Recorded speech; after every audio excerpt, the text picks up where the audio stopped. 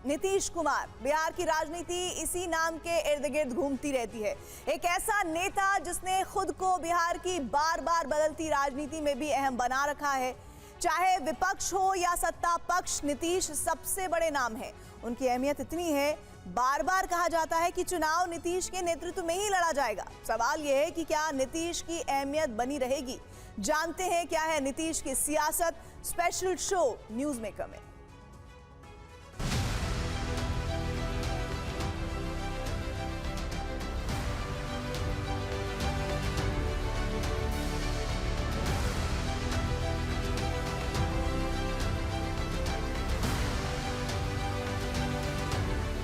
राजनीति संभावनाओं और असंभव का खेल है। संभावनाओं की बाजी हो तो नीतीश कुमार इस खेल के सबसे बड़े बाजीगरों में से आते हैं। मौजूदा अटकलों और संभावनाओं का ये वो दौर है जो एक गलत चाल दुनिया के सबसे पेचीदा चुनाव की बाजी बदल सकता है। इसी पेचीदा राजनीति के केंद्र में रहते हैं नीतीश। सरकार किसी की भी हो, विचारधारा कोई भी हो, राजनीति में नीतीश का चेहरा और नाम ही वो इकलौती चीज है जिसके इर्द गिर्द विरोधी और साथी दोनों अपना ताना बाना बुनते हैं। नीतीश की राजनीति दिल से है या दिमाग से, इसका जवाब नीतीश कुमार के अलावा कोई नहीं दे सकता। समाजवादी नीतीश कुमार चुपके से कोई चाल चल रहे हैं या ध्यान भटकाकर हाथ की सफाई दिखा रहे हैं, ये सवाल सत्ता के गलियारों में है।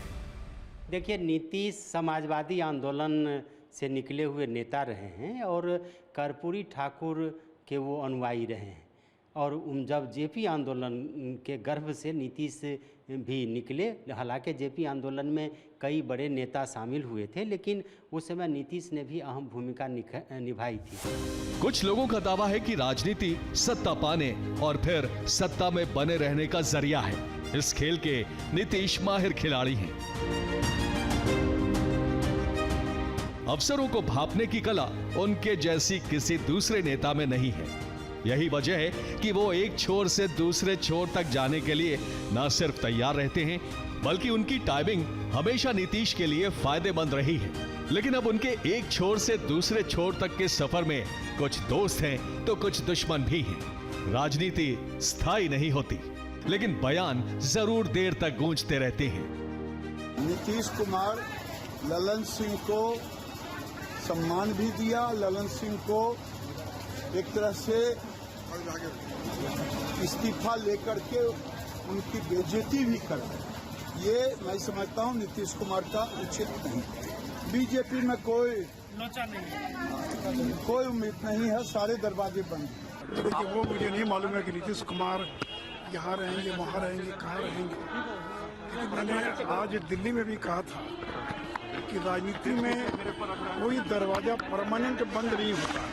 आवश्यकता के अनुसार दरवाजा खुलता रहता है, बंद होता रहता है। बिहार में शायद नीतीश कुमार पहले ऐसे नेता हैं जिन पर सभी पार्टियों ने भरोसा किया है।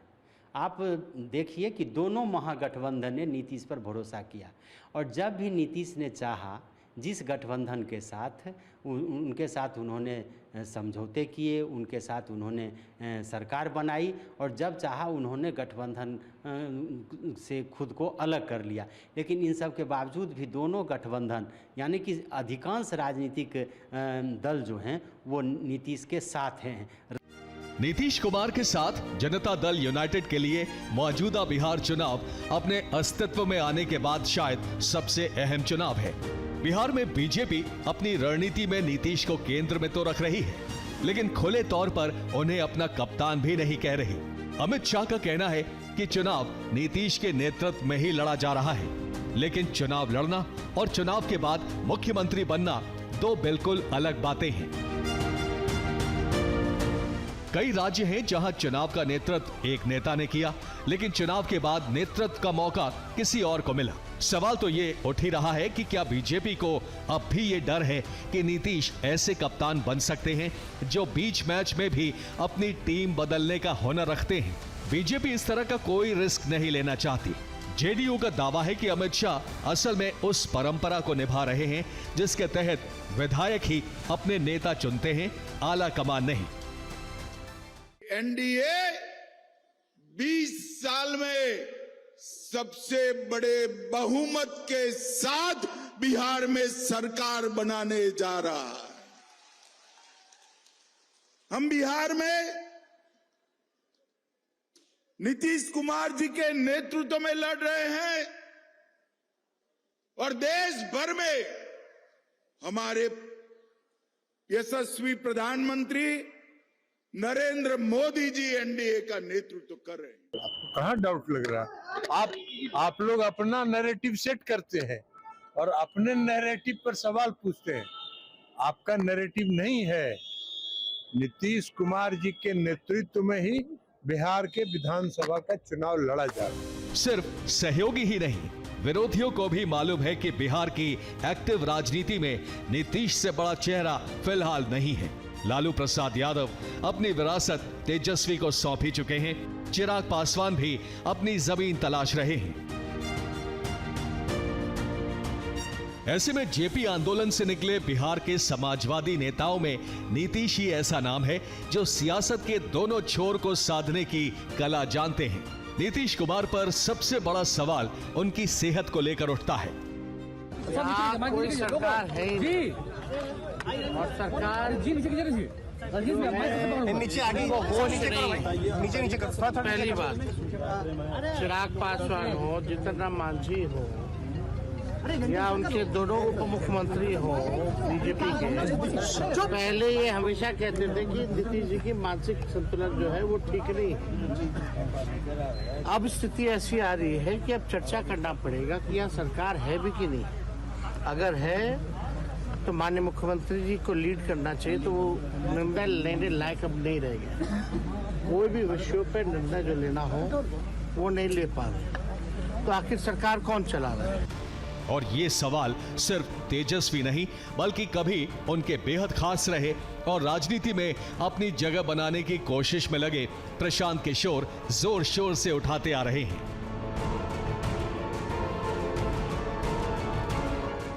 जाहिर है वो ये साबित करना चाहते हैं कि जिस नीतीश ने खुद की छवि सुशासन बाबू की बनाई, उनकी सेहत अब वैसी नहीं रही जैसे कुछ साल पहले हुआ करती थी। विरोधी बार बार ये सवाल उठाते हैं कि क्या नीतीश कुमार फैसले लेने में उतनी ही ऊर्जा लगा पा रहे हैं जितनी पहले लगा पाते थे। अगर नीतीश कुमार पूरी तरह से स्वस्थ होते, हालांकि उनके समर्थक या उनके साथ रहने वाले जो नेता हैं गठबंधन के नेता, वो पूरी तरह से मान रहे हैं कि नीतीश पूर्ण रूप से स्वस्थ हैं, लेकिन नीतीश की जो गतिविधि है या नीतीश का जो अभी व्यवहार दिख रहा है उसमें ये कहा जा सकता है कि कहीं न कहीं भले ही वो आप ये कह सकते हैं कि थोड़ा ही बीमार हों या कहीं न कहीं कुछ ही अस्वस्थ हों, लेकिन नीतीश की अस्वस्थता का असर उनके चेहरे पर भी दिखता है और उनके हाव भाव पर भी दिखता है। क्रिकेट की भाषा में कहें तो नीतीश कुमार एक मिस्ट्री स्पिनर है, यानी कि उनकी गेंद किस दिशा में घूमेगी ये कोई नहीं बता सकता। कुछ इसी तरह सियासत में भी नीतीश कुमार अपने विरोधी और समर्थकों दोनों को उलझा कर रखते हैं। ये बात सच है कि बिहार की राजनीति में नीतीश कुमार से बड़ा चेहरा आज कोई नहीं। तो क्या उनकी अगली पारी भी कप्तानी होगी? ये बीजेपी भी नहीं जानती, क्योंकि नीतीश कुमार न सिर्फ हवाओं का रुख भांप लेते हैं बल्कि हवाओं का रुख मोड़ भी देते हैं। थोड़ी कोशिश नीतीश की राजनीति को समझने की करते हैं और इसके लिए हमें जाना होगा उस दौर में जब नीतीश, लालू और रामविलास पासवान तीनों ही छात्र थे। पटना के गांधी मैदान में जयप्रकाश नारायण संपूर्ण क्रांति का नारा दे रहे थे। छात्र जेपी को ही अगला गांधी मान चुके थे। राम मनोहर लोहिया के समाजवाद और जेपी के संघर्ष ने नीतीश को राजनीतिक नजरिया दिया। चीन युद्ध के बाद लोहिया ने पंडित जवाहरलाल नेहरू की नाक में दम कर दिया था। इसी समानांतर राजनीति के जरिए वो कांग्रेस से अलग समाजवाद की व्याख्या कर रहे थे। छात्र नीतीश अपनी डायरी में लोहिया को नोट करते रहे थे। नीतीश ने महंगी शिक्षा और हॉस्टल की खराब व्यवस्था को लेकर करीब करीब हिंसात्मक प्रदर्शन किया। देखिए, समाजवादी आंदोलन में डॉक्टर राम मनोहर लोहिया की महत्वपूर्ण भूमिका रही है और नीतीश भी राम मनोहर लोहिया के स्कूल के ही छात्र रहे हैं। विचारधारा के रूप में और आदर्श के रूप में भी नीतीश डॉक्टर राम मनोहर लोहिया को मानते रहे। लेकिन राम मनोहर लोहिया का एक नारा था कि पिछड़े पावे 100 में 60, मतलब पिछड़े पावे 100 में 60 और 100 में 60 हमारा है। यानी कि आबादी के अनुरूप डॉक्टर लोहिया पिछड़ों की भागीदारी सत्ता में चाहते थे और नीतीश ने भी वही काम किया है। नीतीश पूरे देश की नजर में तब आए जब उन्होंने 1973 में शादी के वक्त 22,000 का दहेज लेने से इनकार कर दिया। एक इंजीनियर अगर दहेज से इनकार कर दे तो ये उन दिनों राष्ट्रीय खबर बन गई। नीतीश का मशहूर पत्रिका धर्मयुग में इंटरव्यू छपा, जिसमें नीतीश ने दहेज प्रथा के खिलाफ और महिला शिक्षा के मुद्दों पर बात की। नेता नीतीश की झलक बिहार को दिख गई थी। जेपी के आंदोलन में नीतीश जेल भी गए, जिसके बाद 1977 में नीतीश हरनौत सीट से खड़े हुए। लेकिन समाजवाद और जातिवाद के खिलाफ उन्होंने अपनी कुर्मी जाति के संपन्न लोगों से समर्थन लेने से इनकार कर दिया। कुर्मी जाति में उन्हें गद्दार की तरह देखा गया और वो चुनाव हार गए।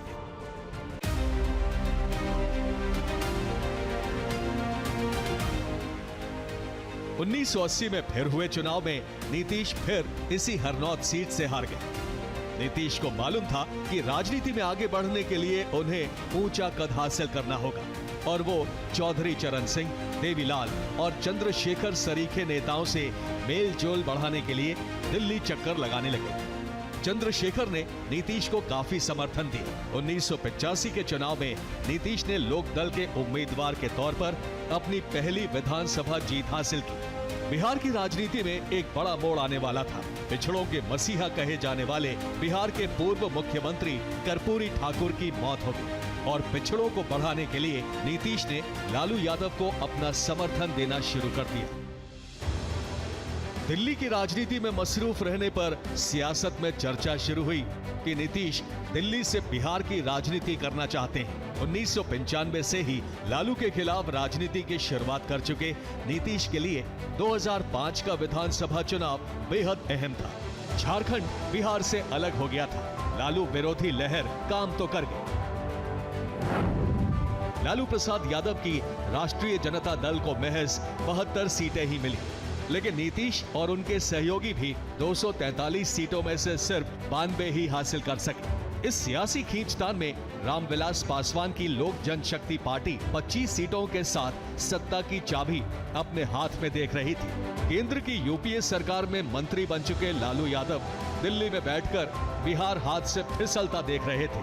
काफी खींचतान के बाद आखिरकार बिहार विधानसभा भंग कर दी गई और एक बार फिर चुनाव का ऐलान हुआ। नीतीश इस बार नवंबर 2005 में होने वाले चुनाव में जीत के लिए न्याय यात्रा पर निकले। 2005 की जो न्याय यात्रा थी वही नीतीश के लिए राजनीति का जो सबसे बड़ा द्वार है वो था। इसके पहले नीतीश केंद्र में मंत्री थे। बिहार की राजनीति में नीतीश को जो एक तरह से कहिए कि जीवन दान मिला, उसमें इस न्याय यात्रा की महत्वपूर्ण भूमिका थी। चूँकि 2005 में 2 बार चुनाव हुए और पहले चुनाव में जो मार्च अप्रैल के महीने में हुआ उसमें पूर्ण बहुमत नहीं मिला और नीतीश 1 सप्ताह के लिए मुख्यमंत्री बने थे और बहुमत नहीं मिलने के कारण उन्होंने इस्तीफा दे दिया था। इसके बाद जो न्याय यात्रा की शुरुआत उन्होंने की तो बताया कि किस तरह से बिहार में जंगल राज कायम है और उससे निपटने के लिए इस सरकार को यानी कि इस जंगल राज को समाप्त करने की जरूरत है। नीतीश कुमार ने चुनाव में बिहार के नेतृत्व का मुद्दा उठाया। उन्होंने लालू को हटाने के लिए खुद को मुख्यमंत्री के चेहरे के तौर पर पेश किया, यानी लालू युग को खत्म करने के लिए नीतीश का चेहरा सामने लाया गया। नतीजा ये हुआ कि नीतीश के चेहरे ने लालू को गद्दी से हटा दिया। लालू यादव नीतीश को छोटा भाई बोलते थे, लेकिन अब बिहार की राजनीति के ये 2 बड़े चेहरे सामने खड़े नजर आए। बिहार की राजनीति फिर उसी मोड़ पर आकर खड़ी हो गई है जहां से नीतीश युग की शुरुआत हुई थी, यानी अगला मुख्यमंत्री कौन होगा। बीजेपी नीतीश के नेतृत्व में चुनाव तो लड़ रही है, लेकिन साफ साफ ये कहने से बच रही है कि वो ही अगले मुख्यमंत्री होंगे, लेकिन ये भी नहीं कह रही है कि मुख्यमंत्री कोई और होगा। जबकि आरजेडी सीधे सीधे तेजस्वी यादव का चेहरा आगे कर रही है। नीतीश राजनीतिक इंजीनियरिंग के माहिर कहे जा सकते हैं। वो न सिर्फ हवाओं का रुख भांप लेते हैं, बल्कि कई बार हवा का रुख बदल भी देते हैं। नीतीश बीजेपी के लिए जरूरी है, बल्कि एक तरह से मजबूरी भी है। आमतौर पर राज्य में अगड़ों की पहली पसंद और प्रधानमंत्री मोदी के पिछड़े वर्ग से आने की वजह से बीजेपी इन दोनों वर्गों को साथ में रखने की कोशिश करती रही है, और इसमें नीतीश का कुर्मी जाति से आना दोनों के लिए फायदेमंद रहा है। जातिगत जनगणना का फॉर्मूला नीतीश की सरकार से ही निकला, जिसने देश की राजनीति में अहम जगह बना दी। मेरा आप लोग इंसल्ट करना चाहते हैं, आप खुशी से करिए, आप रोज करिए, मगर एक बात मत भूलिए, जाति जनगणना को हम यहाँ पास करके दिखाएंगे। सवाल ये है कि जाति फॉर्मूले पर विपक्ष की रणनीति की नींव रखने वाले नीतीश कुमार क्या मौजूदा चुनाव में भी सिर्फ अपनी छवि के सहारे ही हैं? नीतीश में सियासी संतुलन की काबिलियत है। 2023 में वो उन सभी पार्टियों को साथ लाने में कामयाब हुए थे जो क्षेत्रीय स्तर पर एक दूसरे को देखना तक पसंद नहीं करती थी। बंगाल में लेफ्ट, टीएमसी और कांग्रेस, दिल्ली और पंजाब में कांग्रेस और आम आदमी पार्टी, कश्मीर में नेशनल कॉन्फ्रेंस और पीडीपी। इन सबको साथ लाने में नीतीश की भूमिका काफी हद तक वैसी ही रही जैसी कभी जॉर्ज फर्नांडिस की एनडीए में थी। 1998 में केंद्र में कांग्रेस समर्थित थर्ड फ्रंट सरकार थी। विपक्ष बिखरा हुआ था। जॉर्ज ने उस दौरान छोटी बड़ी पार्टियों को जोड़ा। समाजवादी जॉर्ज हिंदुत्व की राजनीति करने वाली बीजेपी के खेमे में कई दलों को लेकर आए। नीतीश कुमार उसी समता पार्टी के सदस्य थे जिसके जॉर्ज अध्यक्ष थे। जॉर्ज की मेहनत से एक एक करके कांग्रेस के सामने 24 पार्टियां एक साथ आकर एनडीए बन गई। 1996 में जब अटल सरकार एक वोट से गिर गई थी तो जॉर्ज ने एक बार फिर एनडीए का कुनबा बढ़ाना शुरू किया और धीरे धीरे कर नए साथी जुटा लिए, जिससे एनडीए को स्थायी सरकार मिली। इमरजेंसी के खिलाफ जो उनका संघर्ष था ये सब लोगों को मालूम है,